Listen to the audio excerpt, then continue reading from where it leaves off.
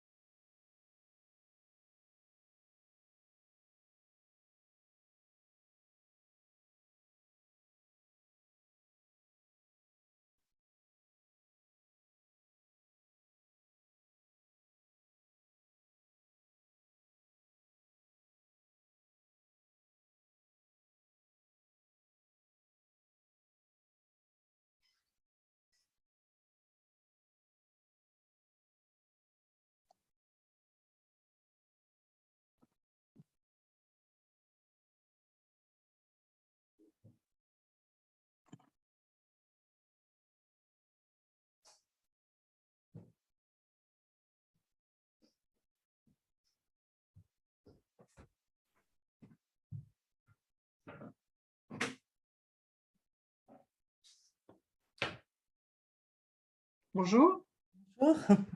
on est que toutes les deux? Apparemment. C'est pas à 10 heures? Pardon? Non, C'était c'était pas... le rendez-vous à 10 heures. Je crois qu'ils prennent un café en bas, en général. Ah, Et ça commence en général à 10h30. ah, ok, ok, ok, parfait. Ouais, autour de 10h30. D'accord, très bien. Vous n'êtes jamais venu à ces journées? Ces après- Non, c'est la première fois. C'est très, très bien.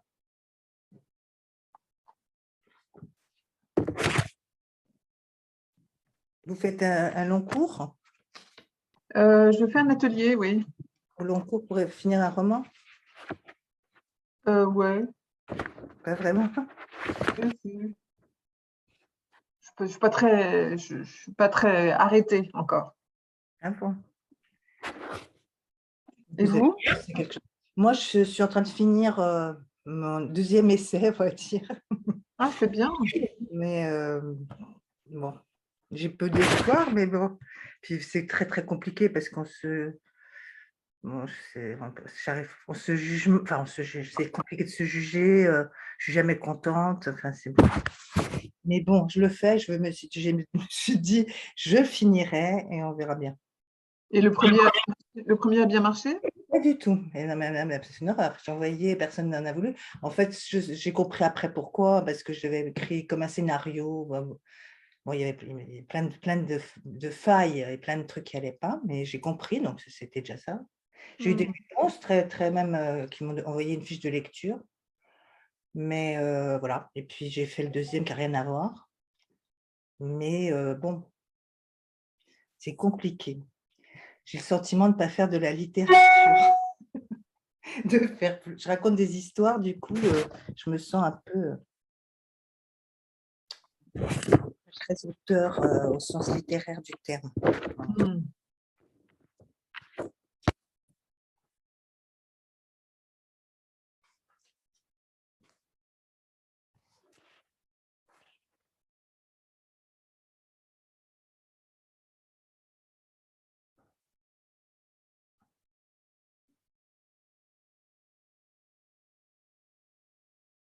Vous faites des ateliers avec qui? Avec Camille de Peretti. C'est bien? J'ai jamais fait. Très bien, très très bien.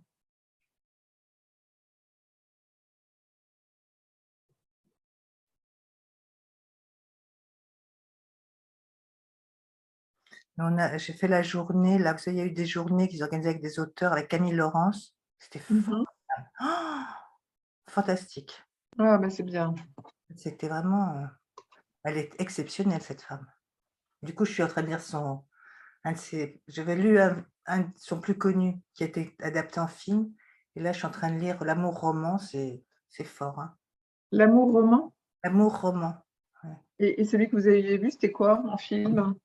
Le premier, je me souviens plus du titre. C'était celui qui avait été adapté. Il y avait, je sais plus comment s'appelle l'actrice. C'était l'histoire d'une femme qui avait une relation amoureuse par Internet. Ah oui, d'accord. Avec un jeune garçon, et lui, il pensait qu'elle était jeune aussi. Et en fait, elle était. Mhm. C'était un beau film, une belle histoire. Mais là, l'amour roman, ça n'a rien à voir. C'est vraiment. C'est pas franchement une histoire, c'est plus un récit des femmes de sa famille, d'elle, etc. Non, c'est fort.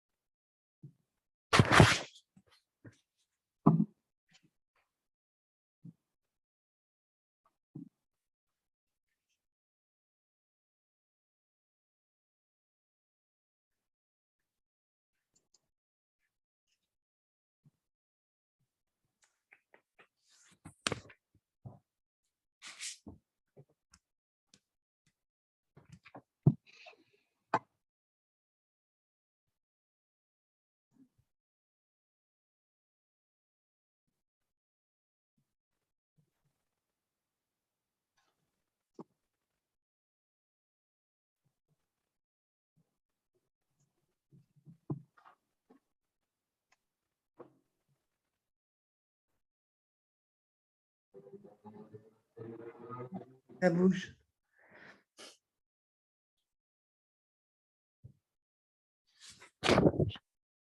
Peut-être ça marche pas parce que quelquefois ça marche pas. C'est bizarre.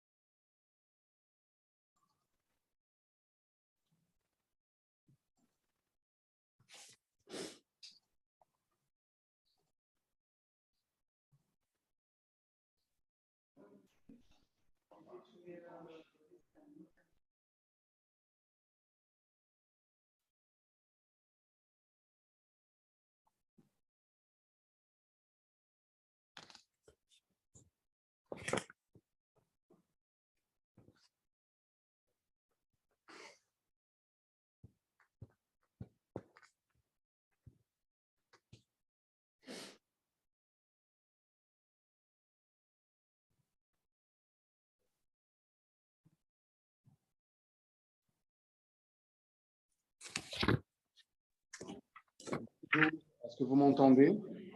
Salut, ça va? Ça va, ça va. On va commencer bientôt, OK? Ok. Je suis en train d'essayer le système. Voilà. Bonjour, Bonjour, ça marche bien. c'est Merci. Guilhem, non? C'est ça? Oui, exactement, c'est Guilherme. Bonjour Guilhem. Bonjour. Bon, nous allons commencer bientôt. Pas de problème. Je vais chercher une bouteille d'eau et je reviens. À tout de suite.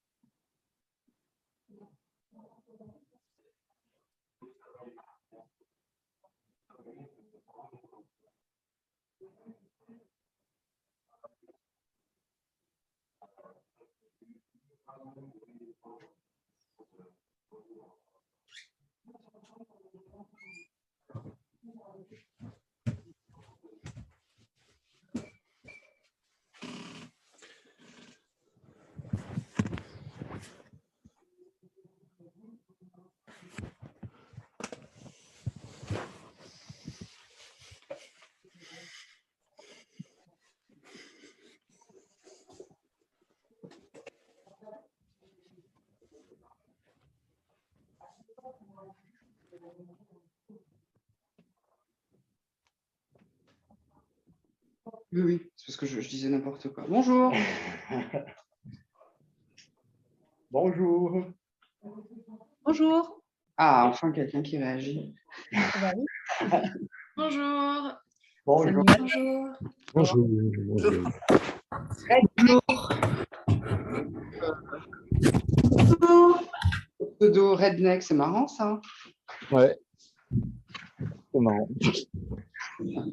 Donc, je voudrais alors commencer la journée des auteurs de juillet et remercier à vous pour votre inscription en présence et aussi à distance.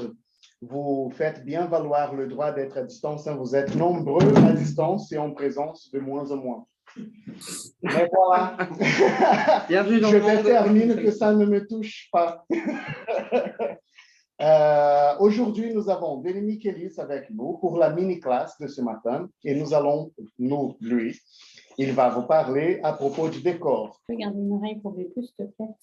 Dans la programmation, l'après-midi, le séminaire des auteurs et après, la scène ouverte pour ceux qui seront présents. Je vous demande à tous ceux qui sont à distance de, s'il vous plaît, couper le microphone. À la fin, il y aura un moment où nous allons vous demander des questions. Vous allez pouvoir poser vos questions. Mais pour le moment, je vous demande de couper le microphone. Et si vous voulez ouvrir vos caméras, c'est un peu plus sympa pour Denis quand même. Mais si vous ne pouvez pas, ce n'est pas grave. Qu'est-ce qu'il y a? Ah, et vous allez recevoir, s'il vous plaît, signer la liste de présence que vous allez recevoir par mail de la part de EduSign. J'adore la position pour parler les informations. Donc, profitez bien de la journée et que ça commence. Bien, bonjour à toutes, bonjour à tous. Donc, je vais vous parler aujourd'hui des séquences descriptives dans les romans, de ces moments qui sont assez, je trouve, en réfléchissant sur cette mini-classe, je me suis dit que quand on était écrivain, d'écrire était pas facile, c'est beaucoup plus difficile d'écrire un décor que d'écrire de l'action parce qu'on doit évidemment sortir du cliché. C'est le moment aussi où l'auteur prouve qu'il sait écrire, enfin en tout cas il a envie de montrer qu'il sait écrire, donc il va utiliser tout un tas de figures de style et c'est beaucoup plus compliqué de manier l'art et la manière par exemple de la métaphore ou de la comparaison que d'écrire une action qui serait il entra dans le salon ou dans la chambre. Donc, la description m'a beaucoup intéressée depuis que j'ai commencé à écrire. Et d'ailleurs, c'est la seule fois d'ailleurs où je parlerai de mes propres romans, je vais citer un livre que j'ai publié, c'était mon premier roman en 2014, qui s'appelle « La chance que tu as ». Et je me souviens très bien lorsque j'ai donné le manuscrit la première fois à un lecteur, il m'a dit « Écoute, c'est bien, mais il n'y a absolument aucune description. On a du mal à voir où se situe l'action. » Moi, j'ai répondu en disant « Écoute, la description, c'est quand même assez ennuyeux. » J'avais comme ça ces souvenirs de collège et de lycée, de ces longues phases descriptives. Et je me dis « La description, ça ne sert à rien. » Donc, j'ai quand même fait un effort au final. Je vais vous lire ce que j'ai écrit à l'époque. Donc, c'est l'histoire d'un jeune homme qui est forcé, qui est abandonné par ses parents dans un grand restaurant. Il va devoir y travailler, il va y vivre un enfer psychologique, physique. Et ce restaurant dans lequel il va travailler s'appelle Le Domaine. Donc, voilà comment j'ai décrit à l'époque. J'ai écrit ce roman l'été 2013. Voilà ce que je dis du Domaine. Le domaine est en réalité une vaste maison bourgeoise avec une allée de gravier qui mène à un grand escalier et ce grand escalier conduit à la porte principale. Il n'y a rien à ajouter, tant on trouve ce genre d'architecture un peu partout, souvent à l'abri des villes et des routes principales. Tout est propre, les haies sont bien taillées, les voitures bien carénées, les gravillons nivelés et les parquets cirés. On s'y sent tellement bien.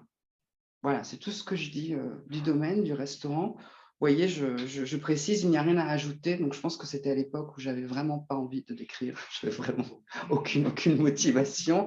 Et je voulais aussi quand même montrer au lecteur que ce genre d'architecture, ce genre d'habitation ressemble à tant d'autres pour le mettre un peu en garde en lui disant que finalement, la violence que va connaître le personnage, cette humiliation se passe derrière 4 murs et qu'au fond, ça peut se passer n'importe où, puisque c'est une architecture qui ressemble à n'importe laquelle. Je pense que c'est ça que je voulais dire, hein. J'en suis plus vraiment sûre. Autre petit passage, à un moment, je décris l'intérieur. Ça m'a fait rire en le relisant. Voici comment je décris la table du restaurant. Il y a des fleurs fraîches sur chaque table, des roses, des amaryllis, des glaïeuls, des pavots, mais aussi des camélias et des fleurs d'hibiscus. Presque toutes sont rouges, tellement rouges qu'il en a mal aux yeux. La lumière n'est pas très bonne pourtant. Avec toutes ces fenêtres et ce temps clair, la salle devrait être inondée de lumière. C'est la première réflexion qu'il se fait. Pourquoi diable ce manque de clarté? Et il se rend compte que les fenêtres, toutes sans exception, sont occultées par des hortensias. Il y en a partout. Des hortensias bleues, roses, blancs, des hortensias d'une taille anormalement grande. Lui qui aime tant les hortensias. Une voix le L. Ça va, on se promène, on admire la vue. Beaucoup de fleurs. C'est beaucoup trop de fleurs, à mon avis, avec le recul. Je pense que j'avais dû trouver toutes les fleurs de couleur rouge sur Google, donc toutes les amaryllis, les glaïeuls, etc. Mais j'avoue, en relisant la description, le fait qu'il ait mal aux yeux et qu'il voit presque trouble, c'est un hommage à un film d'Hitchcock que j'aime beaucoup, qui s'appelle Pas de printemps pour Marnie, où dès qu'elle voit la couleur du rouge, elle se souvient d'un traumatisme, etc. Donc c'était mon petit hommage à Hitchcock. Et bien sûr, la lumière, c'était important pour moi que, pareil, comme tout à l'heure, l'architecture, c'était important pour moi de dire que toute cette violence domestique se passait derrière des vitres closes, derrière des volets clos. On occulte bien les fenêtres pour pas que l'on voit, voilà, pour pas que le spectateur voit cette violence. Donc, la description, je m'y suis mis, enfin, après mon premier roman. J'ai commencé à beaucoup lire, à mieux lire les descriptions. J'ai commencé à prendre tout un tas de notes. Et je voudrais, comme ça, avec vous, revenir, ça va durer une petite quarantaine de minutes, sur à peu près les fonctions importantes de la description. À quoi ça sert une description? Ça ne sert pas juste de décor. Ça sert pas juste, c'est pas juste pour faire beau dans un roman. Il y a tout un tas d'utilités. Tout comme la séquence narrative a une utilité dans le roman, la séquence descriptive en a aussi. Donc, on entend par séquence descriptive, on peut décrire un lieu, intérieur, extérieur, on peut décrire des objets, on peut décrire des personnages, ça s'appelle l'art du portrait. Moi, je vais plutôt rester sur les lieux et sur les objets. Voilà, parce que j'en ai décidé ainsi. La description, je citerai beaucoup Stephen King dans son essai « Écriture, mémoire d'un métier », qui est l'essai le plus intéressant sur l'écriture, me semble-t-il.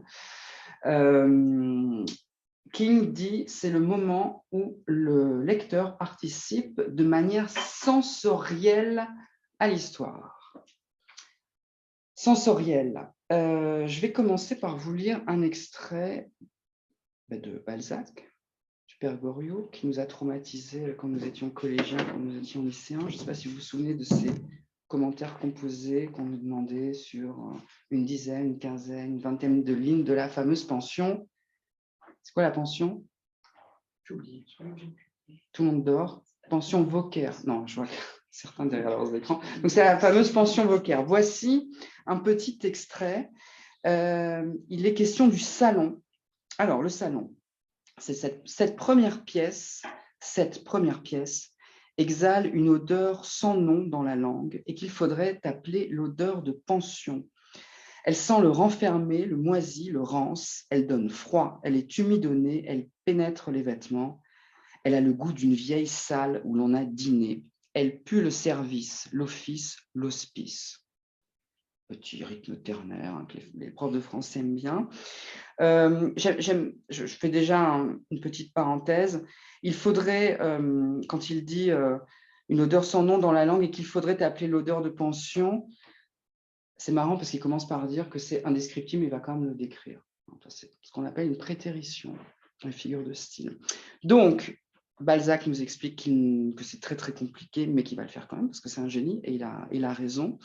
Peut-être pourrait-elle se décrire, peut-être pourrait-elle se décrire si on inventait un procédé pour évaluer les quantités élémentaires et nauséabondes qui jettent les atmosphères catharales et sui generis de chaque pensionnaire, jeune ou vieux. Je répète cette phrase que je n'avais absolument pas comprise, hein, je l'avoue. Voilà. J'ai demandé à ma mère qui m'a expliqué. Donc, c'est pour dire, j'étais vraiment… Alors, je la relis. Peut-être pourrait-elle se décrire si l'on inventait un procédé pour évaluer les quantités élémentaires et nauséabondes qui jettent les atmosphères catharales et sui generis de chaque pensionnaire. Sui generis, c'est latin, ça veut dire particulier à chaque espèce, et catharal, c'est des expectorations, c'est un truc dégueulasse qui vient des bronches. Voilà. Donc, il faudrait un procédé pour évaluer en gros la quantité de crachats de chaque pensionnaire. Et ce que j'aime beaucoup, c'est jeune ou vieux. C'est-à-dire, on va se dire que âgé, peut-être que c'est lié à une maladie ou à une fatigue quelconque. Jeune, bon, si vraiment c'est ces jeunes pensionnaires qui crachent partout, c'est vraiment dégoûtant. Mais bon, très très impressionnant. Moi, j'ai été hyper impressionnée évidemment. Eh bien, malgré ces plates horreurs, si vous le compariez à la salle à manger qui lui est contiguë, vous trouveriez ce salon élégant et parfumé comme doit l'être un boudoir. Vous imaginez la salle à manger. Cette salle entièrement boisée fut jadis peinte en une couleur indistincte aujourd'hui, qui forme un fond sur lequel la crasse a imprimé ses couches de manière à y dessiner des figures bizarres. C'est un peu quand vous déménagez, vous enlevez un meuble et vous voyez l'état de votre mur. Voilà, ça c'est ces sortes de crasse qui a été imprimée. Elle est plaquée de buffets gluants sur lesquels sont des carafes échancrées, ternies, des ronds de moirés métalliques, des piles d'assiettes en porcelaine épaisse à bord bleu fabriquées à tourner. Fabriquées à tourner, c'est important. Dans un angle est placée une boîte à cases numérotées qui sert à garder les serviettes, ou tachées ou vineuses, de chaque pensionnaire. Il s'y rencontre, là elle est géniale cette phrase, alors, il s'y rencontre de ces meubles indestructibles, proscrits partout, mais placés là comme le sont les débris de la civilisation aux incurables. Il s'y rencontre de ces meubles indestructibles, proscrits partout. Il y a des meubles proscrits, je ne savais pas. Bon. Mais placés là comme le sont les débris de la civilisation aux incurables. Donc les meubles sont comparés à des malades qui sont eux-mêmes comparés, enfin désignés comme des débris. Donc là, c'est un court extrait de la Pension Wauquez, dans le roman Le Père Goriot d'Honoré de Balzac. Je le cite parce que c'est un très très grand classique et parce qu'aussi c'est une des fonctions de la description, alors qu'une fonction qui vient vraiment des romanciers naturalistes et des romanciers réalistes comme Balzac, qui en fait c'est l'aspect, on va dire, sociologique de la description. C'est-à-dire que plutôt que de dire que vos personnages sont pauvres, vous l'exprimez à travers les lieux, à travers les objets qui forment ce milieu. Donc, au fond, le lieu devient une sorte de miroir du milieu social du personnage. Donc, la pension est misérable et crasseuse, tout comme les personnages sont pauvres. On comprend très rapidement. Donc, il y a cet aspect. De toute façon, je ne vais pas vous faire un cours, j'en serais d'abord incapable, je ne vais pas vous faire un cours de lettres. C'est difficile quand on fait une mini-classe sur la description et de ne pas faire les profs de français, et de ne pas s'endormir. Donc, je vais essayer de faire en sorte que nous entamions. Pour l'instant, vous ne piquez pas encore du nez. Bon. Mais si vous voulez, vous rappelez la comédie humaine, le projet de Balzac, c'était une manière, c'était presque, il voulait faire une sorte d'histoire naturelle de la société. Il voulait vraiment classifier les personnes en fonction de leurs milieux sociaux. Donc, il avait un dessin, Balzac, il avait un objectif, c'était de donner la vision la plus complète des différentes couches de la société. Donc, forcément, la manière dont il décrit la description a une fonction particulière chez lui. Mais vous pouvez l'utiliser vous-même dans vos nouvelles, dans vos écrits. Si vous avez envie de raconter un peu le milieu social dans lequel évolue le personnage, vous pouvez le faire à travers les objets, à travers un canapé, à travers une fenêtre, à travers un intérieur, plutôt que de dire d'où vient le personnage. C'est une possibilité. Donc ça, c'est une première manière d'envisager la description, son ambition sociologique et son côté précis et presque clinique qu'avaient les auteurs réaliste comme Balzac, naturaliste comme Zola. Maintenant, j'ai envie de vous lire un extrait du roman que j'aime beaucoup, de Yasmina Reza. Ça s'appelle Babylone. Babylone avait eu le Renaudot il y a quelques années. Alors, pour une fois que le Renaudot est de bonne qualité, on le dit. Merci les jurys du Renaudot, moi je l'ai découvert grâce à ça. Alors Babylone raconte l'histoire de deux couples. Donc il y a Jean Lino, qui est un ancien employé d'électroménager, qui vit avec une certaine Lydie, une femme aux cheveux rouges, excentrique, chanteuse de jazz, qui adore les animaux, qui est hyper dans la cause animale, qui a un petit côté aussi, il me semble qu'elle adore l'astrologie, enfin un peu faux folle, pour dire vite. Yasmina Reza le dit bien sûr beaucoup mieux que moi. Donc il y a Jean Lino et Lydie, et juste en bas vivent Pierre et Elisabeth, et c'est Elisabeth la narratrice, qui a une petite soixantaine et qui va organiser une grande fête de printemps dans laquelle tout va basculer comme chez Reza. Donc là, je vais vous lire un petit extrait où Elisabeth, donc la narratrice, part à l'étage du dessus, chez sa voisine, pour chercher, je crois, des assiettes. Enfin, comme elle organise sa fête, elle n'a pas assez de vaisselle. Et voilà comment donc le personnage, la narratrice, donc qui est le personnage principal, parce que c'est écrit au jeu, voilà comment elle va décrire la chambre de sa voisine du dessus. Il y avait un fauteuil en velours jaune dans la chambre. Je n'avais jamais vu leur chambre. La même pièce que la nôtre, en 10 fois plus colorée, 10 fois plus bordélique. Des icônes au mur, un poster de Nina Simone à moitié nue en robe de cordage blanc et une autre disposition du lit. Au milieu de coussins, Eduardo, c'est le chat, hein, je précise. Au milieu de coussins, Eduardo, méfiant et alangui. « Mais qu'est-ce que tu fais là ?» s'est écriée Lydie. Elle a tapé dans ses mains et le chat s'est carapaté.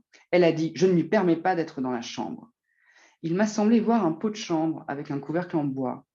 En un coup d'œil, j'ai compris que Jean Lino n'avait jamais mis son grain de sel dans la déco. Non pas qu'on ait pu déceler sa touche personnelle ailleurs, mais le reste de l'appartement tenait plus du compromis hasardeux des vies. La fenêtre était entr'ouverte, encadrée par des pans soyeux, style bonbonnière anglaise, doucement flottant. On distinguait au loin, par-dessus les immeubles, un bout de tour Eiffel qu'on ne voyait pas, nous. Leur chambre m'a paru plus gaie, plus jeune que la nôtre. En soulevant le fauteuil trop lourd, j'ai jalousé leur chambre. J'ai souvent été plombée par les chambres dans ma vie, chambre d'enfance, chambre d'hôpital, chambre d'hôtel avec mauvaise vue. C'est la fenêtre qui fait la chambre, l'espace qu'elle découpe, la lumière qu'elle introduit. Ses rideaux aussi, le voilage. J'ai été à l'hôpital 3 fois dans ma vie, en comptant mon accouchement. À chaque fois, j'ai été plombée par la chambre d'hôpital avec ses grandes vitres vaguement opacifiées, livrant une barre de bâtiments symétriques, des branchages ou un ciel disproportionné. La chambre d'hôpital m'a enlevé tout espoir à chaque fois, même avec le bébé à côté de son berceau en verre. Donc ça, c'est, vous voyez, c'est une autre manière d'envisager la description, qui est une manière vraiment très, très, très classique que nous utilisons tous. C'est à travers le regard de celui qui décrit. Donc là, celle qui décrit, c'est la narratrice. C'est pas un narrateur omniscient, c'est le personnage principal. Et donc, elle voit cet environnement et elle caractérise le personnage de sa voisine. C'est une manière de caractériser un personnage, de dire comment il est. Moi, je vous ai donné quelques indices, mais là, elle nous rappelle qu'elle aime le jazz, puisqu'il y a Nina Simone. Elle nous rappelle son côté un peu fantasque, son côté un peu foutraque. Le côté avec les animaux, ça a l'air d'un détail. Moi, j'ai un chat, mais quand on a un chat, elle lui parle, elle lui dit « je ne l'autorise pas, je ne lui permets pas de venir ici ». Enfin, c'est absurde, elle n'a qu'à fermer la porte. Vous voyez, ça a un rapport avec les animaux qu'on a tous un peu presque anthropomorphique. Donc là, il y a une autre façon d'envisager la description. Et il y a aussi chez Yasmina Reza, elle est c'est une grande admiratrice de la photographie. Moi, je connais très, très, très mal la photo. Elle en parle bien mieux que moi. Mais il y a en effet une manière photographique au niveau des détails de décrire la chambre, quand elle parle des voilages, des coins, de fenêtres, etc. Et une passion pour les objets. Il y a toujours ça chez Yasmina Reza. Parce que si l'objet, d'abord, dit beaucoup de choses de nous, Et parce que, avait-elle dit dans une interview, je trouve ça très fort, l'objet, en fait, contient à la fois la vie et la mort d'un personnage, en fait. Contient tout de nous. Donc ça, c'est une autre façon. Vous voyez, à la fois, elle caractérise le personnage, mais il y a aussi, et ça c'est normal quand on écrit, il y a aussi la vision du monde de l'auteur, de l'écrivain. Par exemple, quand elle dit,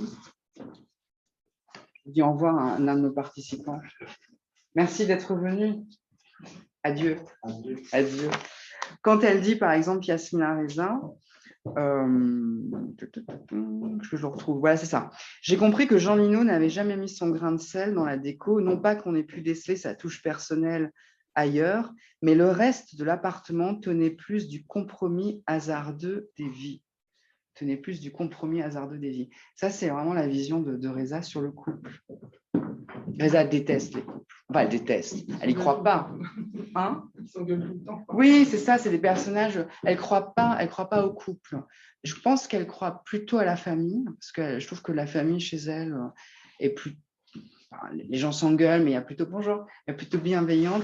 Mais le couple, ça ne va jamais. Quand elle dit le compromis hasardeux des vies, c'est vraiment c'est une sorte de théorie qu'on comprend à travers ces romans. C'est souvent des personnes qui ne devraient pas être ensemble, en fait, mais qui se retrouvent par le hasard ensemble, et à un moment, ça dérape. Là, je vous dis pas, je voulais vous lire un autre extrait, mais je ne voudrais pas spoiler, mais il advient quelque chose de terrible pendant cette soirée de printemps. Donc, la caractérisation du personnage, tout simplement. Décrire un personnage à travers les objets qui l'entourent. Maintenant, puisqu'on est dans les chambres, on parlait de chambres, je vais vous lire un autre extrait, très court, d'un roman que j'aime beaucoup, si je le retrouve.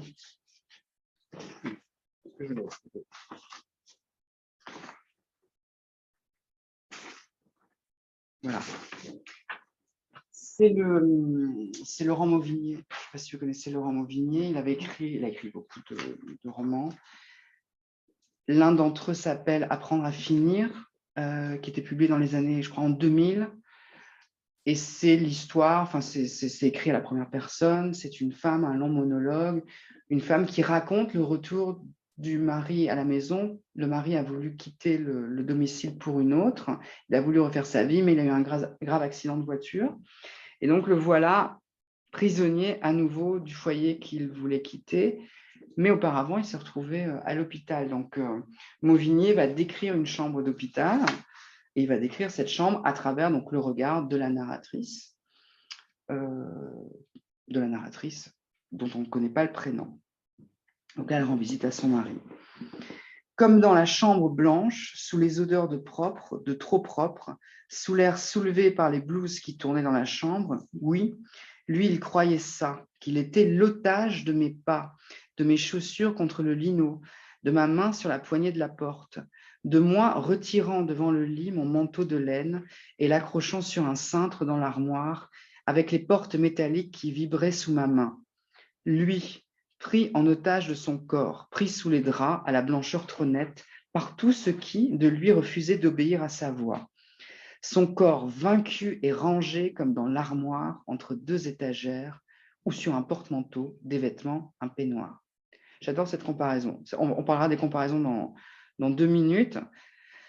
C'est une bonne comparaison. Son corps vaincu et rangé comme dans l'armoire entre deux étagères ou sur un porte-manteau, des vêtements, un peignoir. Détruit encore par l'odeur des tulipes, par la rougeur des pétales, par les fleurs sur la table. Donc là, on s'approche d'une troisième fonction de la description qui, moi, m'intéresse particulièrement, c'est la description comme reflet de la psychologie d'un personnage, pour aller vite. Alors là, c'est un peu plus compliqué dans l'extrait que je vous ai lu, parce que c'est une narratrice qui décrit la chambre, mais au fond, c'est un peu la chambre comme elle est ressentie, le décor comme il est ressenti par le mari, qui lui se sent otage de cette pièce. Mais il y a quand même, vous voyez, un décor qui n'est absolument pas accessoire pour le coup. Alors, elle ne dit pas juste les murs sont blancs, il y a du lino par terre et j'en sais rien, l'armoire est de telle taille. Là, on ressent quand même cette cet étouffement du personnage du mari, la manière dont il se sent prisonnier, dont il se sent otage des lieux.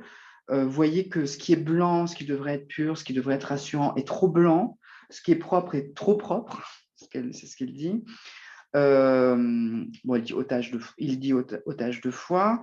Il y a tout est inversé. Par exemple, l'odeur des tulipes, la rougeur des pétales.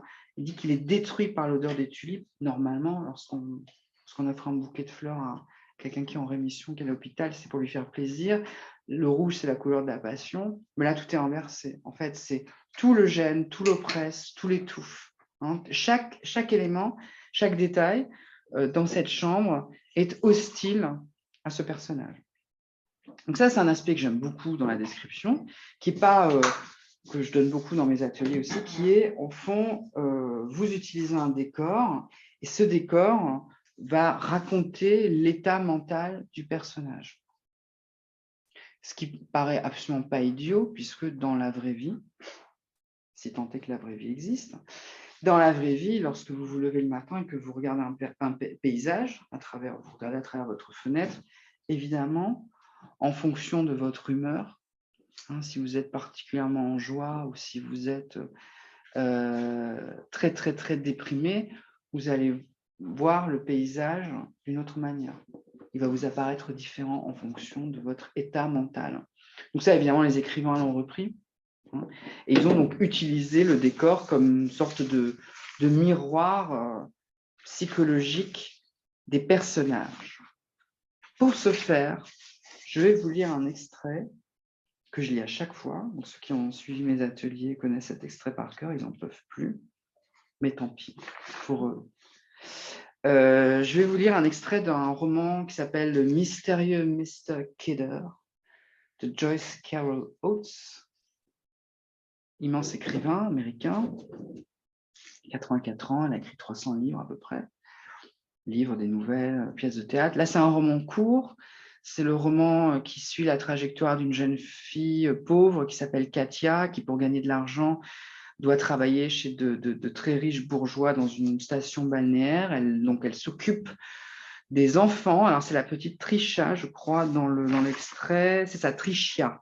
C'est la fille de ce couple de riches. Et donc, Katia fait du babysitting. Enfin, fait du babysitting, oui, c'est ça. Et elle rencontre Mr. Kidder. Mr. Kidder, c'est un vieux monsieur très riche qui est dans une limousine et qui va lui proposer une chose étrange à Katia. Il est peintre et il propose qu'elle pose pour lui en tant que modèle.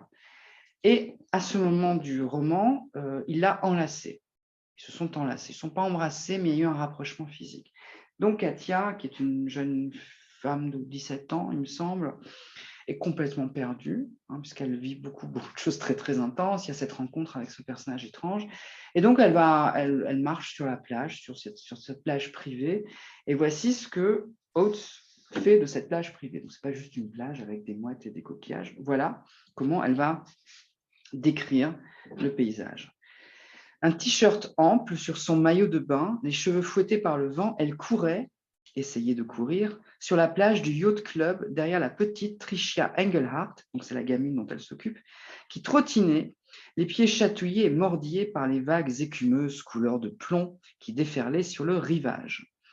Les pieds nus de Katia s'enfonçaient dans le sable, un sable sec et mou qui la ralentissait comme ces cauchemars où vous courez, essayez de courir, mais n'y arrivez pas, où vous criez au secours, essayez de crier, mais n'y arrivez pas.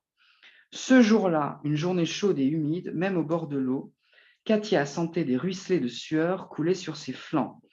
Elle revivait l'étreinte de Marcus Kidder. Oh mon Dieu, elle avait enlacé Mr. Kidder, sans savoir ce qu'elle faisait, et s'était reculée un instant après, avec une légère répulsion, haletante et effrayée, pressée de lui échapper, tandis qu'il lui assurait « Katia, ma chère, je vous paierai, bien sûr. » Sous ses pieds nus, le fin sable blanc de la plage privée était jonché de petits coquillages brisés, comme si quelqu'un les avait délibérément jetés là pour qu'on s'y coupe. Dans le ciel, des goélands hurleurs. Sur une étendue de plage déserte, Katia vit soudain son propre corps dévêtu, t-shirt et maillot de bain arrachés, bras et jambes écartés sur le sable grossier, yeux vitreux grands ouverts, et dans le ciel, des goélands affamés s'apprêtant à fondre. Une voix impatiente d'homme résonna. Katia, pour l'amour du ciel, regardez ce que fait Tricia, voulez-vous? Donc, voilà la plage du Yacht Club. Sympa cette plage. Hein, vous voyez à quel point on sent qu'elle n'est pas très bien. Elle est très angoissée. Elle est très angoissée, Katia. Elle est très angoissée. Elle est perdue. Elle est très inquiète. Et tout le décor joue contre elle. Rien ne va. Le sable qui devrait être agréable se transforme en sable mouvant. C'est comme dans ses cauchemars. Les coquillages sont coupants. Les goélands se moquent d'elle. Elle a cette vision, à un moment, elle se voit elle-même morte, étendue sur la plage, avec à moitié les yeux vitreux, grands ouverts et dans le ciel, des goélands affamés s'apprêtant à fondre. Il y a du vent, mais elle transpire beaucoup. Vous voyez, tout le paysage est hostile. Tout le paysage est contre le personnage, tout comme elle se sent totalement perdue, incomprise, angoissée, tout ce que vous voulez. Vous voyez la fonction, cette fois-ci, du décor, paysage. Donc là, on n'est pas du tout dans le sociologique. Enfin, elle l'utilisera à d'autres moments, bien sûr, quand elle fera le portrait du personnage. On n'apprend rien sur le milieu social du personnage. On n'apprend pas grand-chose sur sa psychologie. Il ne s'agit pas de caractériser le personnage. On n'explique pas comment elle est, mais on insiste sur l'état mental, psychique à ce moment-là de l'histoire. Donc ça, c'est hyper intéressant. Moi, dans mes ateliers, je donne souvent cet exercice pour s'entraîner un peu à rendre les descriptions vivantes. Je demande souvent aux participants de décrire, par exemple, un paysage qui serait vu par un personnage amoureux, et ensuite réécrire le même paysage vu par un personnage qui vient de commettre un meurtre. Et donc, c'est une manière d'essayer de vous montrer que finalement, tout dépend de l'état d'esprit à partir du moment où l'on regarde un endroit. Là, par exemple, je suis de bonne humeur, donc je pourrais, pas de bonne humeur pour l'instant, tout dépendra de vos questions après. Mais voilà, je donnerai une autre image. Si j'étais arrivée épuisée, déprimée dans cette cave, peut-être que le décor aurait une toute autre saveur. OK? Donc ça, c'est une manière d'utiliser la description. Maintenant, alors que je vous ai lu Balzac, Joyce Carol Oates, Laurent Mauvigné, Yasmina Reza, je vais vous donner quelques conseils pour bien décrire, sachant, et ceci est une page de réclame, un placement de produit. Je n'ai pas honte de le dire, car derrière tout ça, il y a bien sûr beaucoup d'argent à se faire. J'ai créé un atelier sur mesure qu'on m'a demandé, qui s'appelle Savoir bien décrire, enfin en tout cas qui commencera à la fin du mois d'août. Voilà, c'est 4 ou 5 séances, c'est très court, mais voilà, je vais pour la première fois faire un atelier spécial description, parce que je n'ai toujours pas de la description dans mes ateliers, mais là, ça sera un atelier ad hoc avec toutes les fonctions possibles et imaginables de la description, qu'elles soient symboliques, sociologiques, psychologiques, caractérisation des personnages, les descriptions qui font action aussi, parce qu'on peut faire vivre un texte. On peut mettre de l'action dans une description. Donc voilà, ceci était une page de publicité que je referme. Quelques conseils, je disais en préambule, en citant Stephen King, que c'était la partie sensorielle de l'histoire. Je ne sais plus comment il le dit exactement. De toute façon, j'avais retraduit la phrase parce que la traduction n'est pas très bonne. Ah oui, il participe de manière sensorielle à l'histoire. Alors, les sens sont importants quand on décrit, ça paraît dingue de dire ça, mais les sens plus que la vue. C'est vrai que vous devez essayer, quand vous décrivez un paysage extérieur ou intérieur, si vous pouviez aller au-delà d'un seul sens qui serait la vue, c'est intéressant. Je donne souvent l'exemple de la forêt, de l'arbre, décrire la couleur d'un tronc, de feuilles et du ciel qui se découpe derrière, c'est une chose, mais pensez au son, au bruit par exemple, ça peut être le bruit du vent, ça peut être le bruit des oiseaux, ça peut être ce que vous voulez. Pensez aux odeurs, hein. Peut-être à l'odeur des feuilles, à l'odeur de la mousse, à l'odeur, je ne sais pas, du sol. Pensez au toucher. Hein, je ne sais pas, à l'écorce rugueuse ou au moelleux de la mousse sur l'écorce rugueuse. Voilà, ça fait déjà 4 sens. Il ne s'agit pas à chaque fois de tous ces... Alors, je n'ai pas fait le goût. Enfin, c'est dur de lécher. Voilà, c'est dur de lécher un paysage, lécher un tronc, c'est souvent ce que je dis, mais c'est compliqué. Mais on pourrait, je ne sais pas si on décrit une fleur ou un fruit, ou je ne sais pas, on pourrait. Mais c'est vrai que c'est compliqué le goût. Mais au moins, vous avez 4 sens. Déjà bien. Ce n'est pas une obligation. C'est pas comme. Voilà, ce n'est pas une technique qu'il faut appliquer à chaque fois, mais ça peut en tout cas enrichir votre description. Donc ça, c'est une première chose. Ensuite, comme je le disais rapidement en préambule, la description, c'est le moment où vous êtes, où en tant qu'auteur, vous allez pouvoir prouver que vous écrivez. Vous allez utiliser les adjectifs à profusion, vous allez utiliser les adverbes, vous allez montrer que vous êtes un grand poète. Et vous allez vous lancer évidemment dans l'utilisation des figures de style. Alors, il faut être assez prudent avec les figures de style. Je parlais tout à l'heure des comparaisons de métaphores qui sont les plus connues. Alors, Balzac, par exemple, dans sa description, utilise beaucoup aussi la personnification. Hein. C'est-à-dire, il incarne, il donne en fait une incarnation humaine vivante aux objets. Quand il parle, je ne sais pas si vous vous rappelez, mais des meubles qu'il comparait à des indigènes. Voilà, 1, 2, 3. Placés là comme sont les débris de la civilisation aux incurables. Voilà, clairement, quand il compare un meuble à un débris, un vieillard, là, c'est une personnification. Donc ça, il l'utilise. Il rend sa description vivante en utilisant aussi pas mal de verbes d'action dans la description. Donc ça, c'est une chose. Mais le grand classique, c'est la comparaison. On compare. Vous voyez, par exemple, Oates va comparer le sable au sable mouvant, hein, par exemple. Elle a des super comparaisons, Oates.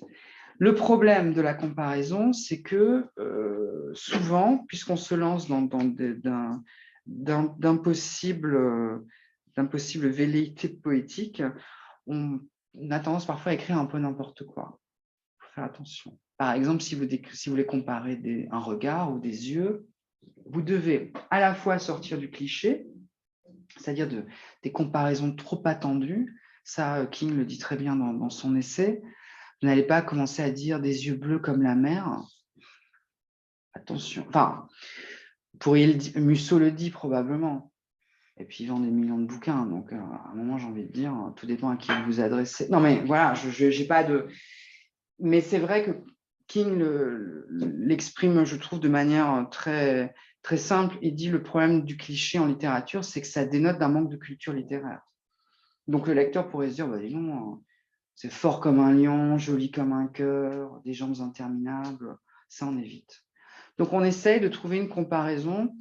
King le dit de manière, si je retrouve ma citation, voilà, c'est ça.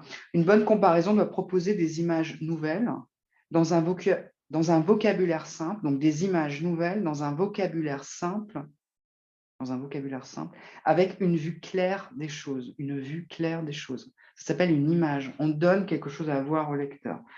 Donc, si vous décrivez le regard, que ses yeux bleus sont aussi bleus que, je ne sais pas, des pierres précieuses, et vous trouvez une pierre précieuse qui est bleue, bon, ok, là, le lecteur comprend. Il dit, bah oui, le bleu. Si vous écrivez que ses yeux sont aussi bleus qu'une nuée d'oiseaux s'envolant dans le ciel, dans un tourbillon de larmes, bon, c'est pas génial, hein. Ça veut rien dire. D'abord, ça veut rien dire. On ne voit pas à quoi vous comparez les yeux, mais par ailleurs, il y a un tas de bouquins qui existent où il y a ce genre d'image et où l'auteur pense être un poète. Je dis, oh là là, parce que j'ai bien écrit cette nuée-là, cette nuée d'oiseaux dans le ciel, c'est sublime. Et le lecteur se dit, ah ouais, attends, quand même, c'est de la poésie. C'est pas de la poésie, c'est nul.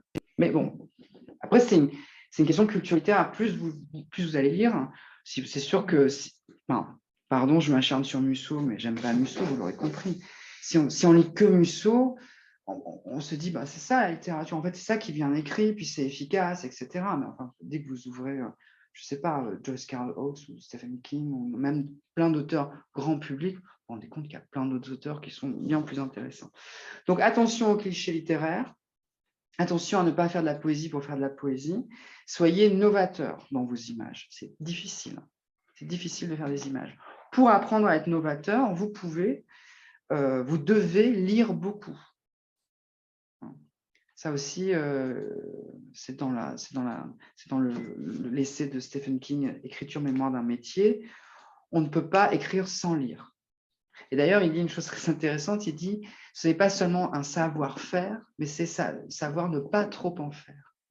Et dit, lire vous apprendra à savoir ne pas trop en faire. Parce qu'une des difficultés de la description, mais ça c'est uniquement en lisant que vous apprendrez, je n'ai pas de recette pour le coup, c'est comment d'un côté ne pas noyer le lecteur dans un tas de détails, trop de détails là, vous vous endormez. D'ailleurs, je fais une parenthèse, Balzac est un génie, c'est un des plus grands écrivains, mais c'est vrai que, je veux dire vraiment, une grosse banalité, mais à l'époque, le film n'existait pas. Donc, enfin, il y avait un autre rapport à la littérature, il décrivait la pension, j'imagine ça va être génial de lire cette description. Bon, aujourd'hui, on a un autre rapport aux images, au regard, donc, je ne suis pas sûre que ce genre de longue description pourrait encore fonctionner. Puis on est dans une société où on est sans cesse interrompu, où on lit de manière fragmentée, beaucoup plus qu'avant, me semble-t-il. Bref, cette parenthèse est terminée, mais comment faire pour ne pas, d'un côté, noyer le lecteur dans des détails, et d'un autre côté, ne pas le rendre myope. C'est-à-dire, ça je cite King aussi, c'est-à-dire trop peu de détails, et là, le lecteur est totalement perdu. Et il ne sait pas où il est. Il n'arrive pas à visualiser votre décor. Donc ça, c'est en lisant. Et moi, après l'apparition de mon premier roman, qui par ailleurs est un roman génial, évidemment, à part les Glaïs, les Glaïeuls, les Amaryllis, voilà, c'est un peu trop de fleurs que j'ai mis dans ma description, le roman est très bien. Mais j'ai commencé après à lire beaucoup de descriptions et je les ai notées dans des carnets. Voilà, je vous montre, j'ai super petit carnet. Donc, quand une description me plaît, je la note. Alors, ce n'est pas pour la copier, hein. Mais c'est parce que, d'abord, j'aime bien la belle littérature. Par exemple, je sais pas, alors je le note, mais je dis pas, je dis jamais qui l'a écrit. Un soleil d'automne d'une blancheur acérée inondait chaque pièce. C'est beau, ça. Les phrases se bousculaient dans mon cerveau tels des scarabées pris de folie. Ah, ça, c'est Oates, j'en suis sûr. Elle adore les scarabées. Les scarabées, elle a toujours des scarabées. Mais elle a toujours une manière de comparer les pensées, parce que ce sont des personnages qui sont en proie à des accès un peu de folie. Alors, c'est marrant parce que Balzac, son but, c'était de décrire la société française dans ses différentes couches sociales. Oates, c'est de décrire, en fait, d'explorer la psychologie, notre psychologie à travers des personnages.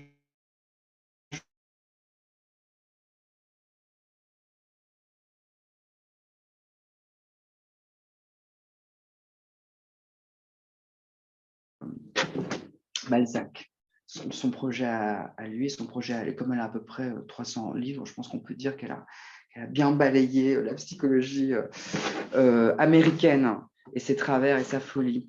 Donc voilà, elle, ses comparaisons, les pensées, elle les compare souvent à des scarabées, à des papillons qui volettent, qui s'entrechoquent, qui sont pris de folie, etc. Moi, j'aime beaucoup ce genre de comparaison, mais j'ai commencé à noter tout ce qui me plaisait dans des carnets, et après je les lis, je les relis, et j'essaie pas de m'en inspirer, mais j'essaie que ces belles phrases et que ce vocabulaire parfois nouveau que j'apprends, qu'il infuse dans mon esprit, et ensuite j'utilise en littérature. Mais j'ai commencé à regarder vraiment la description d'un œil nouveau, et j'ai vraiment regardé comment faisait l'auteur.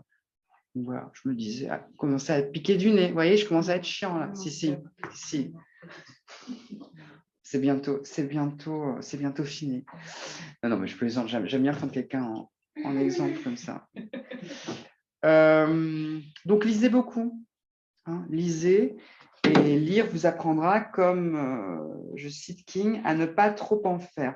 Je voudrais juste finir par une petite chose qui est passionnante. D'ailleurs, on pourrait presque en faire un atelier à part entière, que j'ai découvert en parcours, non, je l'ai lu de manière très intense parce que j'avais fait une formation de scénariste. Vous savez, le bouquin de John Truby qui s'appelle Anatomie d'un scénario, qu'on donne souvent à lire, et aux apprentis écrivains et aux apprentis scénaristes. Et Truby, à un moment, parle de ce qu'il appelle les lieux symboliques. Alors, il cite la mer ou l'océan, la montagne, la forêt, l'île. L'île, enfin, l'île avec pas l'île, une blague un peu qui vaut ce qu'elle vaut, la ville du Nord, d'où je viens, le désert, l'espace. En fait, il explique un moment dans un chapitre de cet essai, qui est un très intéressant, Anatomie d'un scénario, mais il explique qu'en fait, il y a certains lieux qui sont tellement chargés symboliquement, qui renvoient à tellement et tellement de significations, qu'en fait, le spectateur, bon là, lui, il parle plutôt des films, moi, je dirais le lecteur, arrive un peu en terrain conquis. C'est-à-dire que quand vous décrivez une forêt, par exemple, un personnage qui s'enfuit dans une forêt, bon, même si vous n'êtes pas un grand lecteur, vous avez au moins lu les contes de Grimm, vous savez ce que peut représenter la forêt. Donc, il y a comme ça des lieux qui sont extrêmement symboliques. Par exemple, la forêt, c'est l'enfance, c'est l'univers gothique des contes, c'est un sanctuaire, c'est un lieu à la fois contemplatif et effrayant. Hein, on peut se réfugier dans une forêt, mais on peut aussi échapper à quelqu'un. C'est un lieu où on se cache, c'est un lieu où on peut se perdre. C'est un lieu qui est magique, qui sied bien à la littérature, alors des contes ou à la littérature d'heroic fantasy, quand on met en scène des sorcières, des druides, des monstres, on utilise la forêt. Hein, ça ne va pas se passer dans un jardin ou peut-être dans une montagne. Je connais assez mal l'heroic fantasy, mais disons que la forêt est un décor qui fonctionne assez bien. Donc, vous voyez qu'il y a comme ça des lieux, la montagne aussi, c'est un autre exemple. Il y a des lieux qui, non seulement où finalement, vous, écrivain et le lecteur, vous avancez en terrain conquis et vous pouvez utiliser ces symboles. D'accord ? Vous écrivez un polar, si votre personnage veut cacher un corps, pensez bien que le lac, ça marche très très bien. Il y a beaucoup de polars qui se passent où le corps disparaît au fond du lac. C'est très pratique le lac. La montagne aussi, cacher un corps dans une montagne, c'est bien, parce que la neige d'abord la neige efface les pas, efface les traces du meurtrier, elle peut recouvrir un corps. D'accord ? Donc il y a ça aussi, penser à certains lieux, les lieux comme ça, qui sont donc la montagne, le désert, l'île, la forêt, l'espace, la jungle, l'océan et la mer. Par exemple, et je finirai par vous citer, par vous lire un très court extrait, la montagne. Alors moi, j'ignorais, parce que je déteste la montagne. Enfin, ça me fait peur. Ça me fait peur, vous voyez. Dans un roman où je parlais du polar, beaucoup de romans policiers qui ont comme décor la montagne. Alors, il y a aussi, donc c'est un symbole de refuge, c'est un symbole de grandeur. Et il y a aussi dans la montagne, à travers la littérature, le personnage qui se retrouve face à l'immensité de la nature, qui peut faire preuve d'humilité, qui se dit au fond, je ne suis rien face à la grandeur des éléments. Donc il y a ça dans la montagne. Pour l'illustrer, il y a autre chose encore. Mais pour l'illustrer, je vais vous citer, je vais vous lire un petit extrait de Frankenstein de Mary Shelley. Frankenstein, le Prométhée moderne de 1818. Donc, nous avons le narrateur, qui est donc le savant un peu fou, hein, qui a quand même juste réanimé un mort. Et donc, je ne sais plus à quel moment on est du livre, mais il me semble que la créature lui a échappé, donc il le poursuit dans la montagne, ce qui est toujours très pratique pour pourchasser une créature faite de bouts de cadavres. Et donc, voilà ce qu'il en dit. Je passais la journée suivante à errer dans la vallée.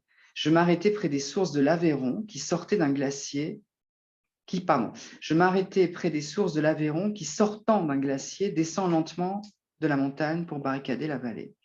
Devant moi s'élevaient les parois abruptes des hauts sommets. Le mur de glace me dominait. Quelques pins brisés se dressaient aux alentours, et le silence solennel de cette glorieuse salle de réception de la souveraine nature était uniquement troublé par les flots tapageurs, la chute de quelques grands fragments de roc, le grondement de tonnerre de l'avalanche ou l'écho dans les montagnes du craquement de la glace accumulée qui, par un travail silencieux ordonné par des lois immuables, éclatait et se déchirait de temps à autre comme un jouet dans ses mains. Une bonne comparaison, le jouet entre les mains. Mais vous voyez la souveraine nature. voyez, cette nature toute puissance dans laquelle le personnage évolue presque, il se prosterne presque. Hein. Ensuite, deuxième partie de ce passage, ces paysages sublimes et magnifiques m'apportèrent la plus grande consolation dont je pouvais bénéficier. Ils m'élevaient au-dessus de la petitesse des sentiments mesquins, et s'ils n'effaçaient pas mes chagrins, ils les subjuguaient et me calmaient. Dans une certaine mesure, ils éloignaient de mon âme les pensées qui l'avaient assailli le mois précédent. Je ne rentrais qu'à la tombée de la nuit pour dormir. Mon sommeil avait pour aide et serviteur la foule des paysages majestueux que j'avais contemplés durant la journée. Ils s'assemblaient autour de moi, la neige inviolée des hauts sommets, l'aiguille étincelante, les pins, le ravin nu et désolé, l'aigle planant dans les montagnes. Ils étaient tous rassemblés autour de moi et m'ordonnaient d'être en paix. Bon, moi je trouve ça très très beau, c'est très lyrique. Hein, c'était en 1818. Hein. Mais vous voyez, la montagne, elle a cette symbolique-là. Il y a cette quête de paix et de paix intérieure, de repos. Et c'est pas que chez Marie Shelley. Hein, vous dites, ah bah oui, mais c'est 1818, ça a changé. Moi, j'avais traduit un roman à l'époque qui est très bon, qui est un très très très bon polar domestique qui s'appelle Peur, tout simplement. Il est disponible au livre de poche. Et le personnage, je n'en dis pas plus, hein, c'est l'histoire d'un type et de voisinage qui est harcelé par un voisin complètement fou. Et à la fin du roman, le personnage part à la montagne. Il part se ressourcer, comme nous on dirait à la montagne, mais le paysage joue un rôle important et il est en quête de paix, il est en quête d'apaisement intérieur. La montagne a cette fonction, alors dans la vie peut-être, j'en sais rien, comme je ne suis pas du tout montagne, en tout cas dans le roman, la montagne, ces paysages-là, ont cette symbolique. Donc, les lieux hautement concentrés en symboles. J'ai aucune conclusion. Ça ne m'intéresse pas de faire des conclusions, mais vous allez peut-être conclure en me posant des questions. C'est le moment. Alors, Khadija a une question. Alors, quand tu écris, parce que là, on est tous dans le cadre d'un long cours, on est tous dans le cadre d'un projet en cours. Tu insères tes descriptions dès le premier jet, ou alors tu reviens ensuite et tu te poses et là, tu prends le temps de... Plutôt après. Plutôt dans un deuxième jet, ouais. Plutôt. Parce que tu te mets des petites notes, des petits rappels, des petits machins. Non, c'est en relisant que j'étoffe, en fait. Moi, j'écris d'abord toujours l'action, beaucoup de dialogue, et ensuite, c'est là où je réfléchis vraiment à la description, au sens de la description. Après, on est tous différents. C'est-à-dire que moi, par exemple, j'ai aucun sens de l'orientation. Donc, je suis incapable de décrire une ville où, c'est pas que je fais des huis clos, hein, c'est juste pour ça, mais j'ai du mal à décrire un quartier, par exemple, un ensemble de maisons. Donc, et je suis pas quelqu'un quand je rentre dans une pièce, je suis plutôt attirée par des petits détails, par un objet, mais je serais incapable, en sortant de cette pièce, de la décrire, de dire où se trouve le canapé, où se trouvent les fauteuils exactement. Donc, moi, j'ai une manière d'aborder la description de tant qu'auteur qui est très miniaturiste. J'adore les objets. C'est pour ça que j'aime beaucoup Reza. Je peux passer. Par exemple, là, dans mon prochain roman, il y a encore un psy. Et justement, je me suis posé ces questions. Il y a un des personnages qui va chez le psy. Je me dis, mon Dieu, il va falloir décrire le cabinet. Forcément. Donc, je me suis mis en tête de décrire la bibliothèque que le personnage voit derrière le psy. Mais elle n'arrive pas à distinguer les livres, mais elle voit les objets. Donc, je mets tout un tas d'objets en scène, d'objets qui viennent souvent de pays étrangers pour indiquer éventuellement au lecteur qu'il a beaucoup voyagé, que c'est quelqu'un en plus qui est très lettré. Voilà, mais si ça se trouve, à l'énième relecture, j'enlèverai une grosse partie. Mais voilà, mais je me suis posé la question, hein. Je me suis dit, est-ce qu'il fait sombre dans le cabinet? Est-ce qu'il fait clair? Est-ce que s'il fait sombre, ça veut dire quelque chose ou pas? Mais oui, ça veut dire quelque chose parce que lui, il a son cabinet dans la maison familiale. Donc, il ne faut pas non plus que les autres personnages passent devant et voient ce qui se passe, tout simplement. C'est pour des raisons pratiques. Mais je le fais en général en deuxième instance Parce que la description, pour moi, c'est plus dur que l'action. C'est plus dur Oui. à faire. Je vais vous demander de décrire la pièce ici pendant 20 lignes. Vous allez un peu suer à grosses gouttes. Je vais vous demander d'écrire un personnage qui entre et qui sort ou qui tombe dans l'escalier. Bon, voilà. Vous allez y arriver. Ça répond à ta question? Oui, oui, oui, tout à fait. Donc, et toi, tu décris plutôt l'intériorité alors de tes personnages à travers la description. Oui, plutôt. Je suis en train de réfléchir. Plutôt l'intériorité, ou je les caractérise aussi par les objets. Je n'utilise pas trop le côté sociologique parce que je ne suis pas trop intéressée. Je suis pas trop intéressée par. Enfin, je décris pas des milieux sociaux en particulier. Est-ce que ça doit être systématique, la description? Par exemple, si j'écris et que mon personnage va dans un commissariat de police, je suis obligée de le décrire. Ou est-ce que suffit de dire, il rentre dans le commissariat et l'action se passe? Ça dépend dans quel type de littérature vous vous inscrivez. Vous prenez des auteurs dans le courant minimaliste, comme il y en a beaucoup aux éditions de Minuit, par exemple. Vous prenez un écrivain que j'adore qui s'appelle Yves Ravet. Lui, il décrit quasiment rien. Il va dire le personnage se rend dans la maison de retraite. Il prend un parapluie, mais on ne sait pas à quoi ressemble la maison de retraite. On sait rien, on ne sait même pas à quoi ressemble le personnage. C'est une littérature qu'on appelle behavioriste, de l'anglais behavior, c'est-à-dire une littérature plutôt basée sur le comportement des personnages que sur leur psychologie et sur leur environnement. Donc maintenant, vous n'êtes obligé de rien. C'est juste qu'il faut un moment, enfin il faut pas totalement perdre non plus le lecteur, me semble-t-il. Si vous faites du huis clos, ça va, parce que le huis clos, une fois que vous avez dit qu'il y a une chambre, une cuisine et un jardin, il n'y a pas besoin d'en dire vraiment plus.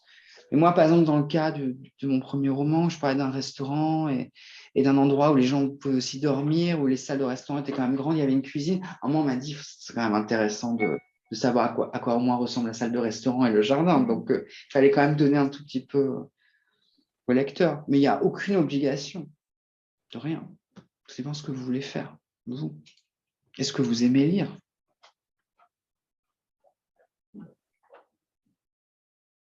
C'est vrai que les descriptions, souvent, enfin moi personnellement, je trouvais ça très ennuyeux dans la grande littérature, dans Zola, dans tout ça, les pages entières de.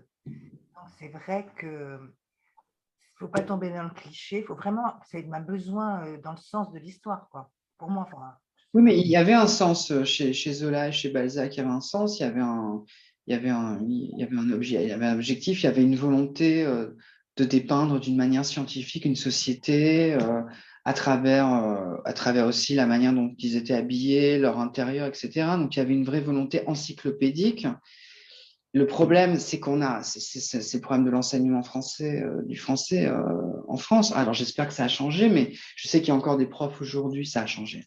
Il y a encore des profs aujourd'hui qui font le Père Goriot ou qui vont faire du Zola, etc. Moi, je trouve ça passionnant, mais c'est vrai que quand tu as 12, 13, 15 ans et que tu t'es tapé des heures et des heures de commentaires composés sur la pension Bouquet, ça nous a un peu, je pense, tous traumatisés. Mais je pense qu'il faut le voir d'une autre manière, il faut le voir comme une ambition littéraire, c'était un genre littéraire dans lequel il s'inscrivait, c'était une nouvelle invention, c'était contre le romantisme, il voulait être réaliste, il voulait être des scientifiques, il voulait être hyper précis. Et voilà, il y avait c'était d'autres ambitions littéraires. Aujourd'hui, on ne pourrait plus faire comme ça. Puis pareil, on a le cinéma. Exploit, pardon, quand vous nous avez lu tout à l'heure le passage du Père Goriot, il y a un côté exploit dans la façon. Exactement. Il y a ça, puisque je n'avais pas dit par ailleurs, évidemment, quand je parlais de Yasmine Ariza, quand je disais aussi le regard qu'elle porte, elle, sur le couple, forcément, il y a aussi évidemment le regard de chaque auteur sur le monde. Là, dans la description de Balzac, elle est hyper ironique quand même comme description. Elle est même cruelle. Hein. La manière dont il décrit les meubles, les gens, les crachats. Il y a une façon quand même, c'est le narrateur omniscient, c'est cette littérature-là, de se placer un peu au-dessus de tout ça et de dire, regardez comment ces personnages il y a un côté un peu souris dans cette comparaison. Mais voilà, laboratoire, merci. Non, c'est plutôt l'hamster dans la roue. comment les personnages vont se débattre dans leur milieu. C'est intéressant. Ah, mais enfin, un compliment. Intéressant. C'est plus compliqué, hein, finalement. Hein? C'est beaucoup plus facile de raconter une action, un sentiment, un truc que d'écrire une description. C'est horrible, une description. Non, c'est difficile. Comme vous disiez, il faut être créatif, il faut être original tout en étant réaliste. Bah, c'est compliqué. Non, c'est pour ça qu'il ne faut pas être non plus. Alors, je ne parle pas de vous, évidemment, je ne vous connais pas. Mais c'est pour ça que parfois, certains sont de mauvaise foi en disant la description, c'est chiant, c'est trop long, etc. Non, c'est aussi difficile à faire. C'est aussi difficile à écrire. C'est pour ça qu'on n'a pas envie de s'y coller en général. Mais ça peut être passionnant. Passionnant, et il faut retrouver le goût de la description et de la belle langue. Est-ce que vous avez des questions derrière l'écran, sinon? Vous qui êtes si nombreux. Ah, il y a quelqu'un qui... Alors moi, le Zoom, surtout sur ces ordi, je suis assez nulle. Quelqu'un m'a envoyé un message. Merci beaucoup pour cette présentation très instructive. Je dois vous quitter. Bonne journée. J'adore votre sweat. Merci. Non, elle n'a pas dit ça. Je rajoute un truc. Est-ce que vous avez des questions? Professeur. Moi, j'en avais une, mais en fait, comme je n'ai pas tout suivi la conférence, je vais peut-être répéter des choses, mais pour moi, la description, c'est pas chiant parce qu'en fait, c'est un monologue intérieur, par exemple, c'est de la description d'une météo intérieure. Non. Une description tout en fait, la description est partout dans la langue pour moi, même dans un dialogue. Ah oui. C'est-à-dire qu'on peut observer les choses, même la pensée. Et je fais une autofiction, par exemple, en ce moment, et je décris tout en étant dedans, l'extérieur, quoi. Oui, Forme des retours. C'est pour ça que c'est pas forcément clivant au niveau de la... Je ne sais pas si je suis clair ou pas. Bah, la description, à partir du moment où vous allez devoir décrire, je ne sais pas, une armoire, une fenêtre, un paysage. Un sentiment, un truc comme ça. Ah non, sentiment, c'est autre chose. Ça, c'est la psychologie. Mais si vous décrivez le visage d'un personnage, ça reste de la description, et elle s'oppose normalement. Enfin, c'est comme ça qu'on l'avait appris d'ailleurs au lycée, au collège. Elle s'oppose à la narration.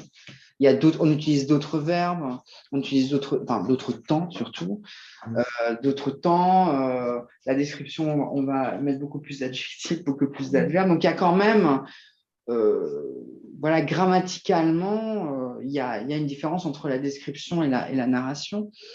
Mais après, bien sûr, elle peut, surtout si c'est des monologues intérieurs, quand c'est un personnage qui parle et qui évolue dans un endroit, la description va être très, très différente. Il va peut-être s'arrêter sur un ou deux objets. Il va juste dire « Je suis entré dans sa cuisine, il faisait sombre, la lampe n'était pas allumée, mais on ne saura pas plus de la cuisine. » Parce que nous-mêmes, quand on entre dans un lieu, c'est comme ça qu'on procède. Si vous avez un narrateur omniscient qui veut vraiment décrire de manière beaucoup plus précise un endroit, ça sera différent. C'est aussi en fonction du point de vue.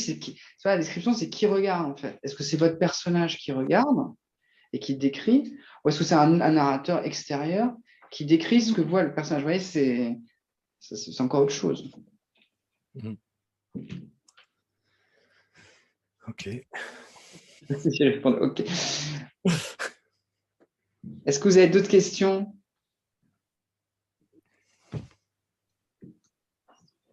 Ceux qui sont... Tu as une question? Ah, pardon, Khadija a une question. Attendez, quelqu'un peut-être derrière? Ah oui, pardon, Lucille. Allez-y, Lucille. Désolée, Khadija. C'est plus une... je ne sais pas si c'est vraiment une question, mais je me pose la question de distiller un peu le décor, notamment ce que tu dis que tu écris dans des huis clos. Est-ce que tu vas avoir tendance à décrire vraiment tout à un moment de l'histoire, ou est-ce que plutôt fragmenté et que le décor va apparaître au fur et à mesure, ou quels sont un peu... Enfin, j'imagine que tout est possible, mais est-ce que tu as vu ou repéré ou pratiqué des choses intéressantes pour ça? Je me pose ces questions-là. Tu veux dire dans ma propre écriture? Oui, ou dans d'autres écritures que tu as observées et disséquées. Est-ce qu'il y a des choses qui te semblent particulièrement intéressantes ou pertinentes par rapport aussi à ce qui est dit dans l'histoire? Des décors plus ou moins on te livre tout en détail dès le départ ou à un moment précis de l'histoire, ou au contraire, ça va être au fur et à mesure de l'histoire, les choses se construisent un peu. C'est une question difficile parce que j'ai pas de... Voilà, je suis en train d'écrire, donc je pourrais, c'est ce que je donnais l'exemple tout à l'heure là, du cabinet, du psy. Moi, j'essaie d'utiliser que quelques détails en fait. Je pense qu'un détail ou deux suffisent normalement. Quand je décris par exemple un pavillon dans une petite ville de province avec des murs en crépi blanc, c'est du crépi, hein. On visualise, on voit. Je dis pavillon de plein pied, on voit en général. Donc, au-delà, ça ne m'intéresse pas trop. Ou alors, il faut vraiment que ça ait un sens dans l'histoire. Par exemple, là, je suis en train de lire un bouquin de Oates, gros pavé, là, qui s'appelle « Nous étions les Mulvaney ». C'est un roman familial, une saga familiale. Et au début, elle passe beaucoup de temps à décrire la maison, mais la maison est le lieu de tous les drames chez Oates en général, parce qu'elle parle beaucoup de violence domestique. Et elle parle à un moment de la grange dans laquelle la mère a ouvert une sorte de boutique de... Les Américains font beaucoup ça, là, comment on appelle ça ce qu'on peut trouver aussi sur les marchés, quand des objets, là, comment on dit ça? J'ai un trou de mémoire, je trop parler. Ouais, une sorte de brocante, vide-grenier. Oh, elle décrit tous les objets. C'est bizarre, ça ne lui ressemble pas trop à Oates, mais je pense que ça a un sens après dans l'histoire, par exemple. Je pense que ça a un sens dans ce qui va arriver. Mais moi, je peux donner que le conseil que je donnais à Khadija tout à l'heure. Je pense que soit vous êtes vraiment très, très bon en description et vous arrivez tout de suite à insérer vos passages descriptifs, mais moi, je le ferai dans un deuxième temps. Je le ferai vraiment dans un deuxième temps.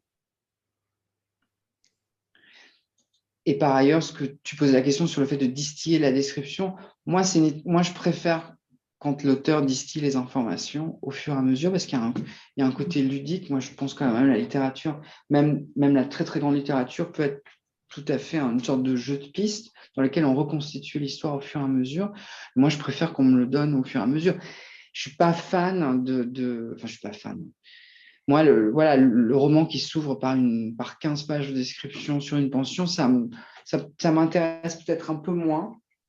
Mais encore une fois, ça s'inscrit dans un mouvement littéraire de l'époque, dans une ambition particulière. Et c'est un génie, Balzac. Donc, je ne vais pas commencer à dire pas terrible cette description.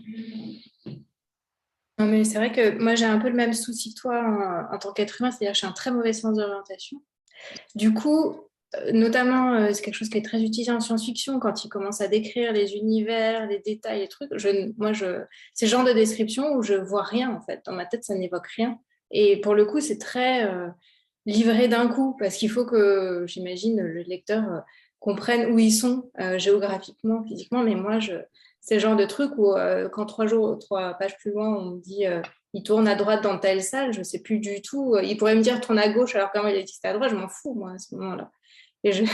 Mais bon, c'est très lié au genre de la science-fiction. Peut-être, je me demande comment ça se joue dans des littératures plus classiques aussi. Mais voilà, c'est des réflexions que ce que tu dis m'évoque en tout cas. Ouais, mais en tout cas, ce qui est important maintenant, c'est que vous sachiez, c'est que vous disiez à chaque fois, dès qu'il y a un passage descriptif, vous pouvez dire, tiens, est-ce que j'apporte une information sur le personnage? Est-ce que j'apporte plutôt une information sur le milieu? Est-ce que c'est juste une manière de le décrire, c'est-à-dire à travers la manière dont le personnage est habillé? Bon, voilà, ça dit quelque chose de lui. Ou est-ce que c'est un moment où le personnage, ça évoque un état mental particulier? Est-ce que c'est juste est-ce que la description peut être accessoire de temps en temps, hein, entendons-nous bien, hein. Vous n'avez pas toujours y trouver une fonction incroyable. Ça peut être aussi une pause dans le récit. Ça peut être une pause et un moment aussi esthétique, un moment agréable à lire. Ça peut être une pause. Là, je vous ai donné quelques fonctions.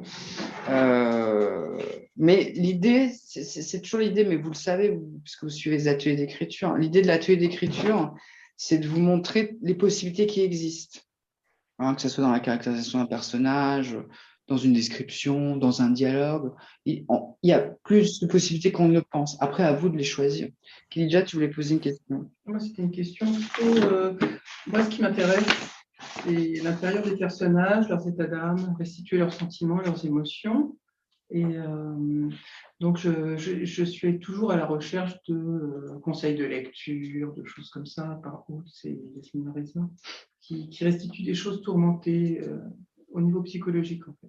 Ah bah, typiquement, Laurent Mauvignier, là. Ouais. Ah, il faut lire Laurent. Et surtout, apprendre à finir, c'est très court. Et c'est vraiment, il y a tout dedans. Il y a le monologue. Salut, je suis Émilie. Pardon, qu'est-ce qui s'est passé? J'ai eu un... Attention à vos micros, il y a quelqu'un qui a... Donc, Laurent Mauvignier, c'est bien pour ça. C'est un personnage très tourmenté. Qu'est-ce que je pourrais te conseiller aussi? Avec des passages descriptifs intéressants. Psychologie intéressante. Bah là, bien sûr, c'est toujours quand on te demande qu'on oublie. C'est pas grave. Non, mais ça me reviendra. Mais là, ouais, Mauvignier, j'ai tout de suite envie de dire, je suis en train d'essayer de visualiser mes livres dans ma bibliothèque. Une qui est bien aussi en description, alors c'est très nature, il y a un côté écolo en fait, écolo et polar et fantastique. C'est une autrice qui a eu le prix Nobel en 2019, qui est polonaise, qui s'appelle Olga Tokarczuk. Vachement bien, hein, super, hein, sur les ossements des morts. C'est un polar, un thriller qui se passe dans la pampa polonaise, dans un petit village, avec des animaux qui... C'est des hommes, elle pense au début, je vous dis rien, mais il y a des cadavres et il y a la nature autour. C'est très beau. Ça, je vous conseille. J'avais une ultime citation que je trouvais hyper bien sur la description, et non, je ne retrouve pas, mais je la retrouverai quand je serai. Est-ce qu'il y a d'autres questions? J'ai Oui, essayé de la formuler, ma question, et là, j'arrive pas, mais je vais essayer. pas grave, on est avec toi. J'ai un projet qui est tourné sur ça, sur cet enjeu de décrire quelque chose qui ne se décrit pas, en fait. Et donc, mon personnage principal n'a pas de peau. Et donc, c'est tout de suite l'enjeu de comment on la visualise, puisqu'elle n'a pas de peau. Et en fait, bon, alors, il se trouve qu'elle en a, c'est un roman qui est a priori réaliste, mais pas dans le point de vue de... Le personnage principal, lui, n'a pas de point de vue réaliste sur la vie. Mais sinon, il est vraiment ancré c'est un narrateur omniscient. Donc, on va pouvoir avoir accès quand même à des repères clairs. Sauf que elle, je veux dire, il y a un moment donné, il faudra que... Je suis bloquée là, je me dis, mais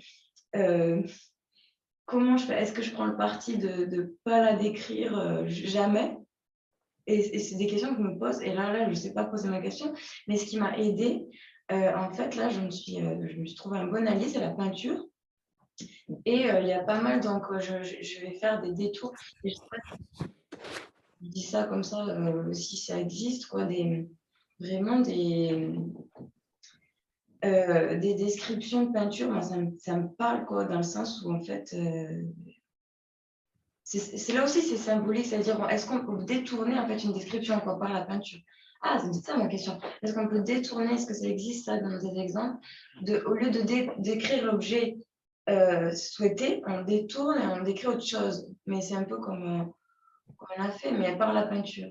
C'est-à-dire que le narrateur décrirait un tableau plutôt que d'écrire le personnage qui n'a pas de peau. Oui, ce serait... Oui, bien sûr que c'est possible. Mais tout est possible, mais en fait, la vraie question, c'est quoi, pas de peau, c'est écorché? Non, elle n'a pas de contenant, elle n'a pas d'enveloppe corporelle, dans le sens, elle déborde, c'est un personnage qui déborde, elle n'a pas de limite. Ah oui, mais oui, mais là, vous n'êtes pas dans le concret, vous êtes dans l'abstrait. Oui, c'est ça, c'est qu'elle elle voit pas. C'est qu'en fait, pour le dire avec des mots, on va dire médicaux, mais elle est pas folle. Hein. Mais elle est restée dans le liquide amniotique, hein, c'est-à-dire elle est sortie plutôt dans quelque chose de liquide et il faut la contenir. Et donc, jusqu'à présent, je me pose la question de comment elle a trouvé une astuce pour se faire croire qu'elle est toujours comme l'univers, hein, l'univers en expansion, pareil. Hein, c'est l'univers en expansion. Donc, comment je donne à voir ça Donc, c'est des questions que je vais me poser encore. Hein, parce que, Mais objectivement, ce personnage enfin, je veux dire, c'est quelqu'un. Elle a une peau. Voilà. En vrai, donc, en fait, le problème, c'est pas tellement la description que vous me posez, c'est le problème du point de vue. C'est qui va parler. C'est ce qui va parler. Si elle parle, si c'est elle le personnage principal, si c'est elle qui prend la parole, que c'est écrit au jeu, et qu'elle est dans son délire, le lecteur va adhérer à ça. Il va se dire, elle est dans son délire, mais en fait, comme il aura peut-être un temps d'avance sur elle, ou en tout cas, il saura que, bien sûr qu'elle a une peau, puisque d'autres personnages vont interagir avec elle, il se dira, non, en fait, elle a une peau. Mais c'est sûr que si vous le faites par un narrateur omniscient qui regarde de l'extérieur, ça va être beaucoup plus compliqué à faire. Vous voyez, en fait, c'est un problème de point de vue. L'enjeu, c'est d'arriver à rester dans ce qui ne se représente pas. Enfin, de dire. Mais c'est elle qui pense que ça ne se représente pas. Objectivement, c'est ça. Ouais. C'est comme quelqu'un qui serait persuadé d'avoir le don d'ubiquité ou d'être invisible. Je suis invisible. Bon, mais il est persuadé. Donc, il faut, à mon avis, il faut que vous l'écriviez de son point de vue à elle et pas d'un autre point de vue. Point de vue, c'est tout l'enjeu en littérature, hein, c'est qui parle. Ça peut prendre des mois à trouver votre bon point de vue. Hein. Moi, j'ai déjà changé, au milieu d'un roman, j'ai changé de point de vue. Parce que ça ne fonctionnait pas. Et pour tout Oui, j'ai tout rechangé. C'est un grand moment où tu te dis, en fait, c'est pas du tout ça. Donc, est-ce qu'il y a d'autres questions ? C'est le livre de Jacob que tu nous conseilles, c'est ça? Ah non, ça c'est gros. Je ne l'ai pas lu celui-là. Non, c'est sur les ossements des morts. Je trouve pas. Alors, ou sous les ossements des morts. Bon, bref, il y a ossements et morts. Sinon, il y a aussi des nouvelles qu'elle a écrites qui s'appellent Histoire bizarroïde. Si vous aimez les nouvelles. Moi, j'adore les nouvelles. Achetez Histoire bizarroïde. D'autres remarques, questions? Non.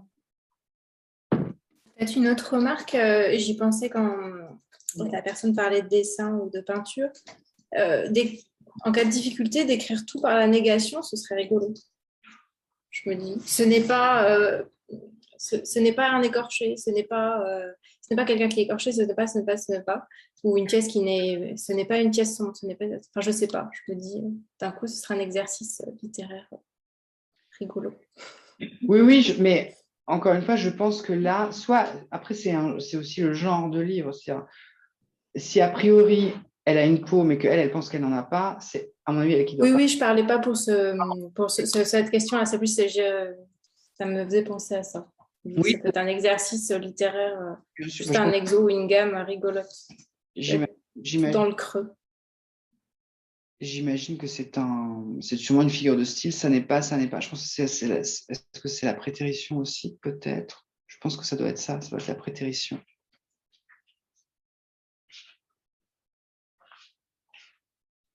D'autres remarques, questions?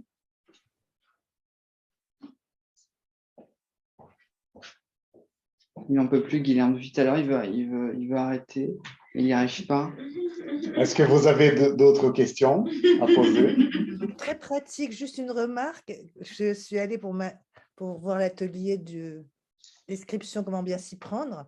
Et je vous signale que c'est marqué de 10h à 10h10. Oui, mais c'est normal parce que c'est un atelier, la remarque est juste, mais c'est un atelier à distance. Ah. C'est un atelier où vous connaissez cet atelier à distance ou pas? Ça, je fais un peu de pub pour tous les ateliers à distance.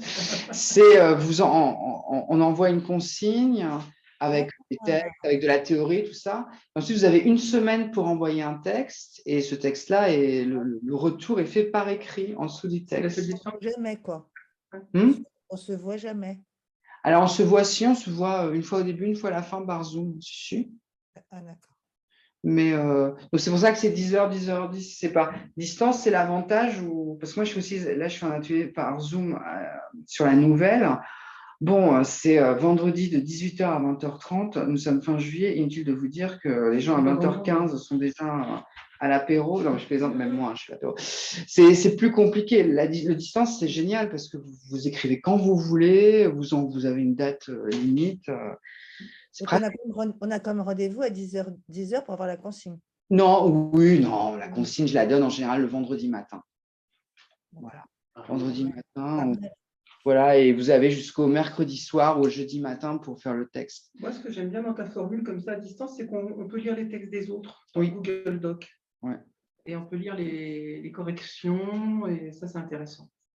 Oui, c'est vrai. Alors moi, oui, parce que moi, mon atelier à distance, je le fais via Alors maintenant, je le fais via une nouvelle plateforme où on peut s'échanger des conseils de lecture, on peut se lire les uns les autres, on peut regarder de la vidéo. C'est beaucoup plus...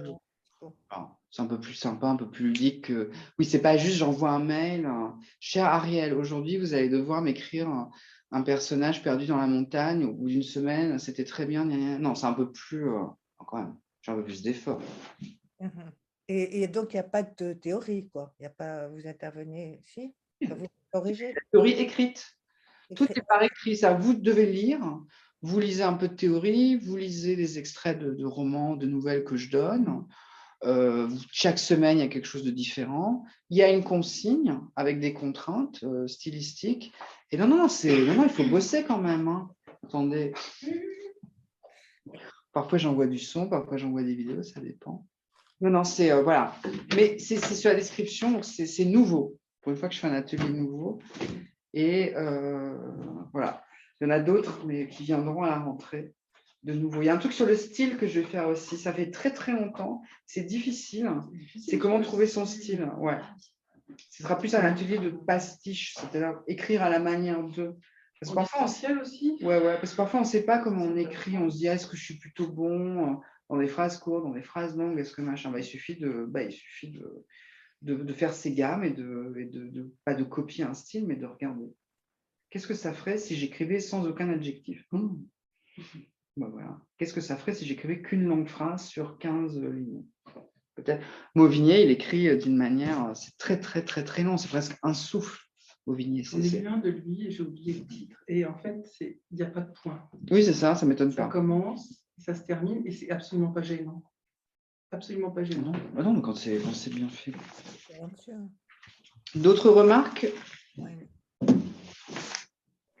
Donc, je voudrais vous remercier pour la présence déjà dans la première partie de notre journée. Tu as encore une question, un commentaire? Non, juste remercier Denis, parce que c'était très intéressant, je trouve, parce qu'on a toute la gamme, justement, de la description au sentiment, enfin, au sens. Donc, c'était très intéressant. Merci. Merci, c'était hyper intéressant pour moi parce que c'était pas quand Guilherme me l'a proposé, je me suis dit la description, qu'est-ce que je vais raconter sur. Enfin, j'avais des trucs, mais ça m'a permis vachement de structurer aussi et de l'aborder différemment. Et je trouve ça vraiment passionnant. Donc merci de m'avoir écouté.